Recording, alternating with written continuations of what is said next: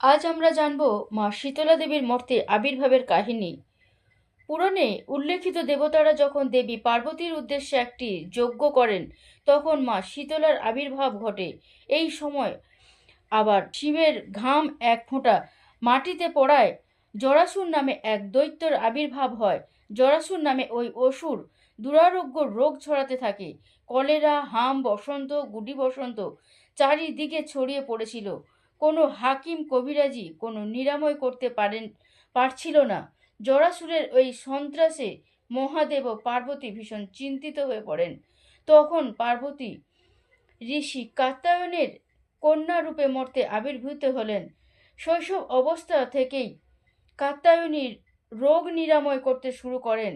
এক সময় জরাসুর জানতে পেরে রেগে গিয়ে রোগের প্রকোপ বাড়াতে শুরু করেন। তখন কাত্যায়নী শিবকে অনুরোধ করেন জরাসুরের সঙ্গে যুদ্ধ করে তাকে পরাস্ত করতে। শিব বাটক নামক যুবকের বেশে মর্তে আবির্ভূত হন। শুরু হয় বাটক ও জরাসুরের মধ্যে ভীষণ যুদ্ধ।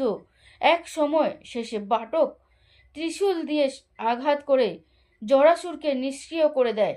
তাৎক্ষণিক সেই কাত্যায়নী মা শীতলা নামে পূজিত হন মর্তে।